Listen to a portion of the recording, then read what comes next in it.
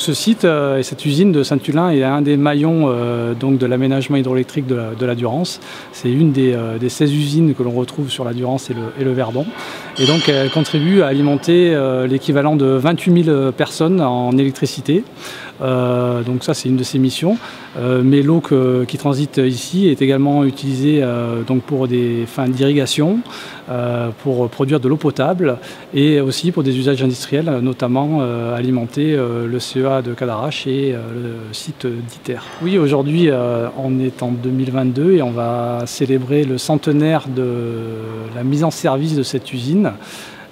Donc une usine qui a été construite au début des années 20 et qui était parmi les premières usines hydroélectriques construites sur la Durance.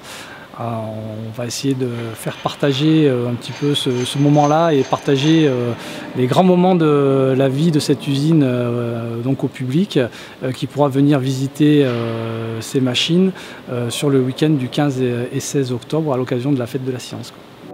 Et donc selon la quantité d'eau qu'on envoie à la roue, et donc on définit la puissance que l'on veut injecter sur le réseau selon le besoin du réseau.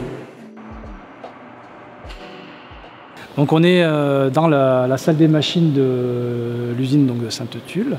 Et ce qu'on voit derrière nous, ce sont les groupes de production, donc les turbines hydroélectriques qui contribuent donc à produire une énergie verte et décarbonée donc pour les habitants de la région PACA. On utilise la force motrice de l'eau qui est acheminée depuis barrage de Serponçon par un canal. Cette eau transite par une conduite forcée et entraîne donc une turbine qui est reliée à un alternateur. Et donc cet alternateur convertit l'énergie mécanique en énergie électrique et l'injecte sur le réseau de distribution.